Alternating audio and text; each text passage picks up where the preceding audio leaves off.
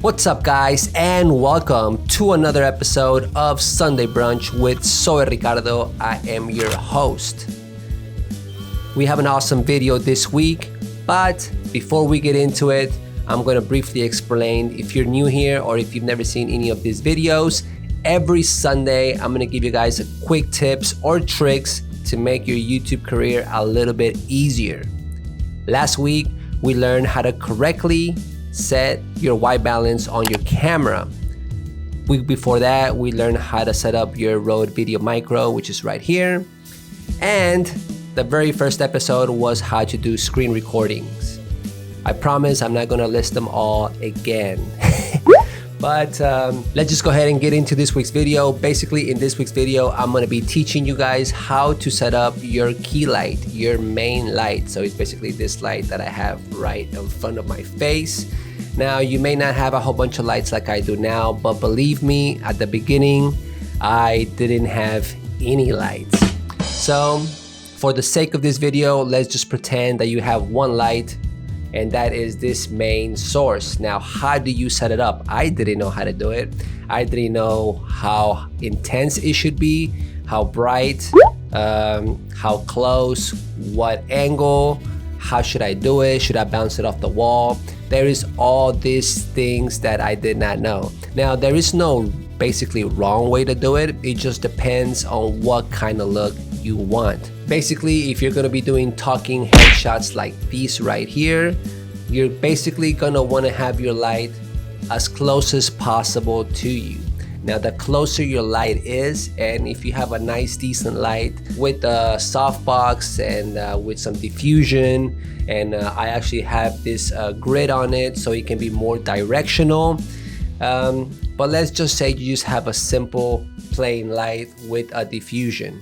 Now, you want that light to be as close as possible to your face, because the closer that it gets, the softer the light will look on your face. Now, I also have a window on this side of the room, and that's why you can kind of see a little bit of light on this side. But we're not gonna be worrying about other lights, just one key light. How do you set it up? And what are the settings on it? So let's just go ahead and jump into this week's video, and I'm gonna be teaching you guys how to set up your key light.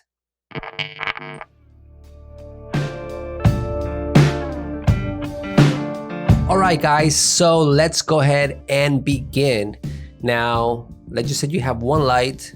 Now mine actually, it's a Godox SL60, which is an awesome light, and I truly recommend for all beginners out there.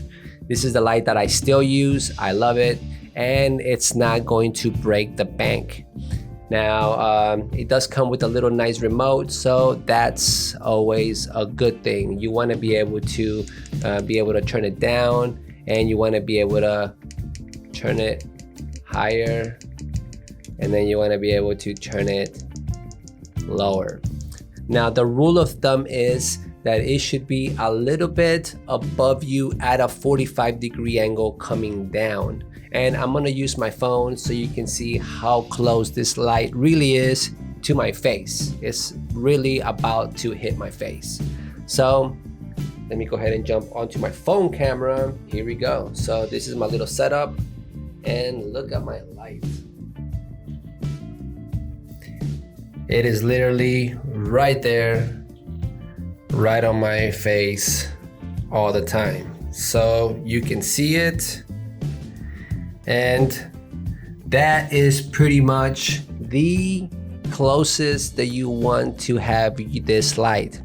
Now, when it comes to settings and brightness, That is going to vary depending on the room that you are shooting in. If you have a lot of light coming in through a window, you may want to leave it at around 30 to 25%. If you in a little bit of a darker room, maybe you want to bust that up to like 40-45%. This also depends a lot on the kind of look that you want to get. Since my background is a different color, I want to be able, your main subject, to be lit really well. I usually set my light at 30%. Since it's so close to me, I think 30% is a pretty good number to start at. Okay, now let's just say you don't have one of these lights. What do you do? So let me just go ahead and turn this light off so you can kind of see how it looks without it. There you go. So as you can see, I'm only getting a little bit of light from the window that's right here. So turn this thing back on. There you go. So you can see the difference. It's crazy.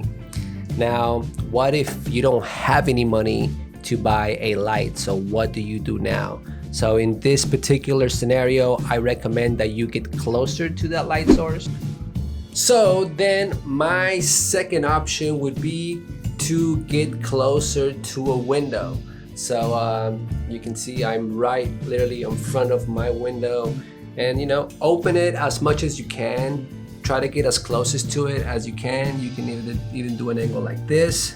And yeah, that's literally this setup right here. It's literally how I started my YouTube videos.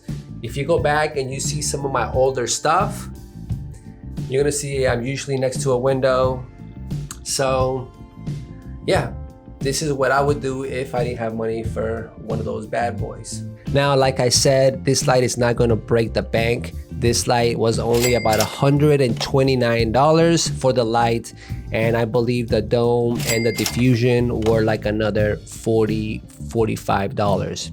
I will link these light and dome in the description, so if you're interested, you can go and check those out.